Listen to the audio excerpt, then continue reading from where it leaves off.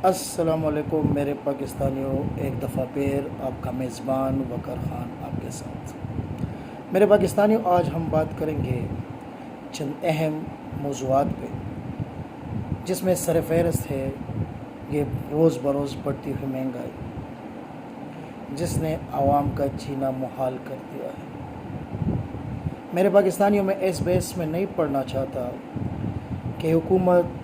موجودہ حکومت کسی سازش کے تحت آئی ہے یا کسی مداخلت کے تحت آئی ہے یا کسی آئینی تبدیلی کی وجہ سے، مطلب آئینی طور پر یہ حکومت تبدیل ہوئی ہے، اسی پروسیس سے نکل چکی ہے۔ میں اس بحث میں نہیں پڑھنا چاہتا، لیکن جو سہانے خواب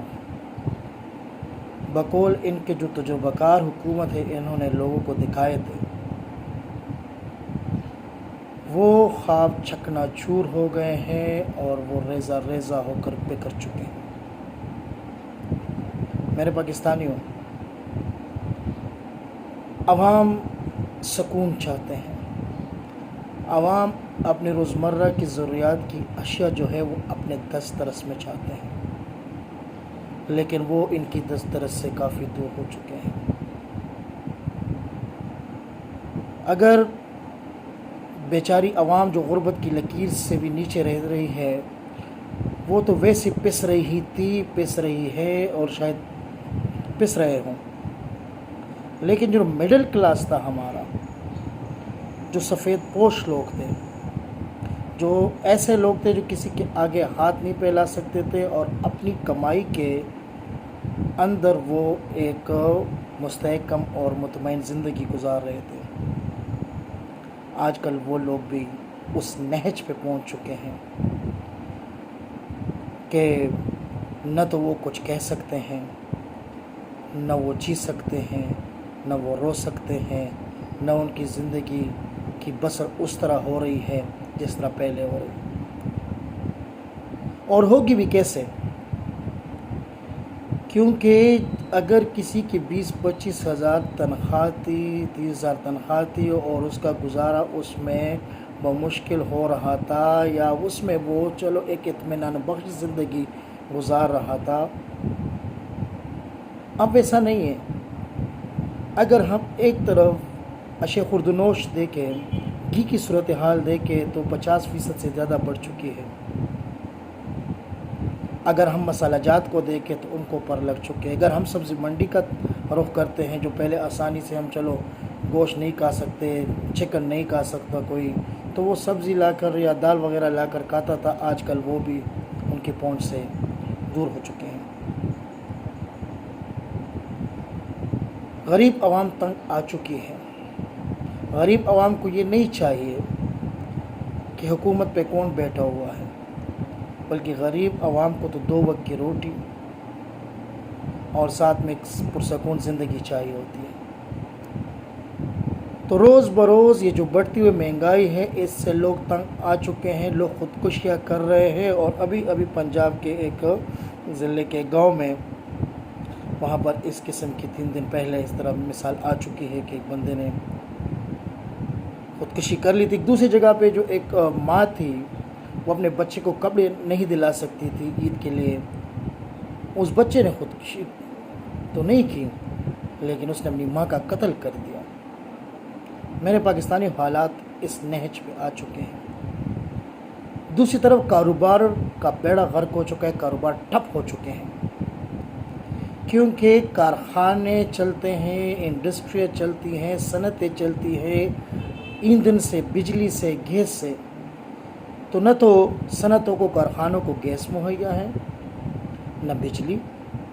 بجلی کی لوڈ شیڈنگ جو ہے مستثنی علاقوں میں بھی 6 سے 12 گھنٹے تک ہے، اور جہاں پر لوڈ شیڈنگ ہو رہی تھی وہاں پر تو اوسطاً 16 سے 18 گھنٹے کی لوڈ شیڈنگ مسلسل ہو رہی ہے۔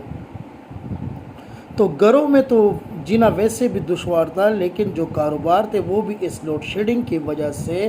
غرق ہو چکے ہیں، کیونکہ پیداوار ہو نہیں رہی۔ جب پیداوار نہیں ہوگی تو لوگ بیچیں گے کیا؟ اب جب جو چیزیں بیچنے والی ہے، اگر مارکیٹ کا ہم رخ کرتے ہیں تو زیادہ تر کام بجلی کے ذریعے ہو رہے ہوتے ہیں، اور بجلی وہاں پہ نہیں ہوگی تو کام کیسے ہوگا؟ اگر ہم کسی سنار کی دکان پہ جاتے ہیں، کسی لوہار کی دکان پہ جاتے ہیں،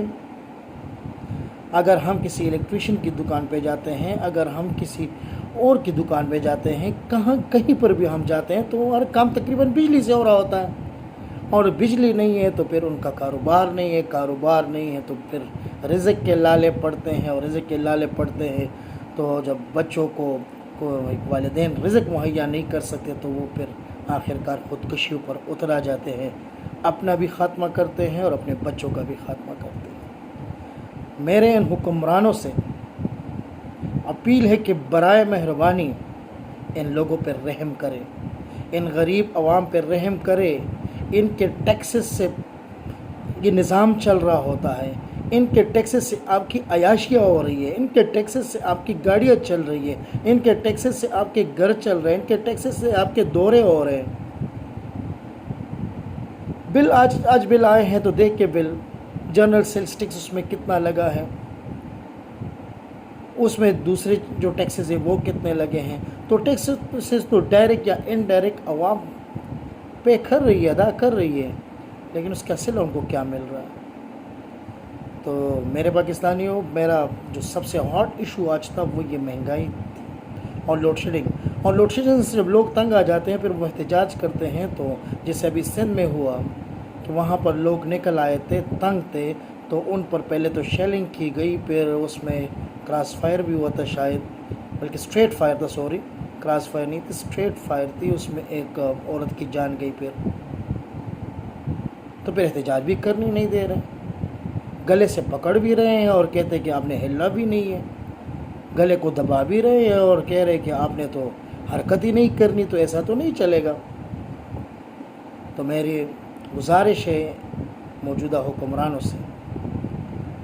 کہ برائے مہربانی احساس کریں، اگر آپ میں احساس نہیں ہوگا تو یہاں سے تو شاید آپ نکل جائیں، لیکن ایک عدالت اور بھی ہے کہ اللہ پھر آپ سے پوچھے کہ اپنی رعایا کے بارے میں کہ آپ نے اپنی رعایا کی خدمت کیسی کی، آپ نے ان کا خیال کیسے رکھا، آپ نے ان کی جو ضروریات تھی ان کو پورا کرنے کی کوشش کیا کی، آپ نے ایک ملک کا نظام چلایا تو کیسے چلایا۔ آپ کو گریبان سے، آپ کے گلے سے آپ کو پکڑا جائے گا، آپ کو سلاخیں جو ہے آپ کے زبانوں میں ڈالی جائیں گی، آپ کے ساتھ وہ سلوک ہوگا کہ پھر تو واپسی کا کوئی راستہ بھی نہیں ہوگا۔ آخرت اپنے لیے برباد نہ کریں اور برائے مہربانی ان عوام پر رحم کریں۔ اسے اگلی بات جو میں کرنے جا رہا ہوں وہ پنجاب میں جو آئینی بحران تھا، جو کچھ حد تک وہ ٹل چکا ہے سپریم کورٹ کے اس فیصلے کی روشنی میں، جو ہائی کورٹ نے فیصلہ کیا تھا، اور پھر اس پر پاکستان تحریک انصاف اپیل کر گئی سپریم کورٹ میں، اور ان کا جو ابھی 22 تاریخ کو پھر وزیر اعلیٰ کا انتخاب ہونا ہے۔ تو اسمبلی میں جو صورتحال تھی، وہاں پہ جو دو اسمبلیاں چل رہی تھی، جو دو نظام چل رہے تھے، آخرکار عدالت کی مداخلت سے اور عدالت کے فیصلے کی روشنی میں وہ بحران کچھ عرصے تک ٹل چکا ہے، اور اب جو 17 جولائی کو ضمنی انتخابات ہوں گے پنجاب میں، وہ 20 حلقوں پہ جو منحرف اراکین کی وجہ سے خالی ہو چکے تھے، تو اس کے بعد 17 جولائی کو جب انتخابات ہوں گے، ان انتخابات کے بعد جو ہے 22 تاریخ کو پھر وزیر اعلیٰ کا انتخاب ہوگا، اور یہ پنجاب کا جو آئینی بحران چل رہا تھا وہ تقریباً اب ٹل چکا ہے۔ آخر میں ایک اور بات جو میں کرنے جا رہا ہوں کہ یہ جو صحافیوں کے ساتھ معاملات ہو رہے ہیں، یہ تو نہ ہم نے کبھی پڑھا ہے کہ ایوب خان کے دور میں ہوئے، نہ کبھی ضیاء کے دور میں ہوئے ہیں، جنرل ضیاء کے دور میں، ایون جنرل مشرف کے دور میں بھی اس طرح کے حالات بہت کم ہم نے دیکھے تھے۔ جو مارشل لاء میں ہم نے ایسے حالات نہیں دیکھے، تو پھر ہم بقول ان کی اس جمہوری حکومت میں کیوں دیکھ رہے ہیں؟ یہ جو ایاز امیر صاحب کے ساتھ ابھی ہوا ہے، اس کے سفید بالوں کا لحاظ بھی کسی نے نہیں کیا، اس کو کس طرح جکڑا ہے، پکڑا ہے، ان کے جس طرح بے عزتی، بے حرمتی کی گئی ہے، کیسے ان کے کپڑے پاڑے گئے ہیں. تو یہ پنجاب حکومت کے لیے اور موجودہ وفاقی حکومت کے لیے ایک سوال نشان ہے کہ آخر ایسا کیوں. تنقید تو برداشت کرنی چاہیے. اور اس ایاز امیر صاحب نے تو جس پروگرام سے، جس اجلاس سے آیا تھا، اس میں سابق وزیر اعظم عمران خان کے بارے میں اس کے منہ پر، اس کے سامنے اس پر تنقیدوں کے نشتر چلائے، لیکن وہاں پر سابق وزیر اعظم ہنس رہا تھا اور تنقید برداشت کر رہا تھا. لیکن آپ کو کیا ہوا ہے کہ آپ سے تنقید برداشت نہیں ہو رہی؟ اس کے علاوہ جو عمران ریاض خان ہے، اس پر تو تقریباً ہر تانے میں کوئی نہ کوئی FIR کٹی ہوئی، مقدمہ درج ہے. اور خوبصورت یہ دیکھیں کہ پیٹرن ایک ہی ہے، صرف نیچے دستخط الگ الگ ہوتے ہیں. مطلب یہ کہ ایک ویل آرگنائزڈ طریقے سے یہ سب کچھ اس کے خلاف ہو رہا ہے. تو ادھر صابر شاکر کو دیکھیں، جس کو اتنا مجبور کر دیا کہ تو وہ بیرونی ملک بیٹھا ہوا ہے اور شاید ایئروائز سے ریزائن بھی کر چکا ہے. ارشد شریف، جس کے گھر سے خود شہید کا جنازہ اٹھا ہے، جو اس ملک کا ایک محب وطن انسان ہے، صحافی ہے اور زبردست تحقیقی صحافی ہے. میں نے اس قسم کی صحافی کی ریسرچ کبھی نہیں دیکھی تھی جو یہ کرتا ہے. تو اس پر بھی جگہ جگہ پرچے ہوئے ہیں، وہ بھی ضمانتوں پر باہر ہیں. اس کے علاوہ سمیع ابراہیم صاحب پہ، موہت پیرزادہ صاحب پہ، یہ جو چند لوگ رہ چکے ہیں جو کہ آزاد صحافت پہ یقین رکھتے ہیں، ان کو بھی گریبان سے ناکام کوشش کر رہے پکڑنے کی یہ موجودہ حکومت. تو میری آپ سے درخواست ہے کہ یہ جو آپ کا وتیرہ ہے یہ چھوڑ دیں، ورنہ شاید آپ کو ان صحافیوں، ان کی جو تنظیم ہوتی ہے آپ کو پتہ ہے بڑی اسٹرانگ ہوتی ہے، اور یہ پھر آپ کو شاید ان کا نتیجہ پھر بہت بری طرح سے بھگتنا پڑے. میرے پاکستانیوں، آج کے لیے اتنا ہی. انشاءاللہ اگلی ویڈیو میں آپ سے ملاقات ہوگی. تب تک اللہ نگہبان. السلام علیکم.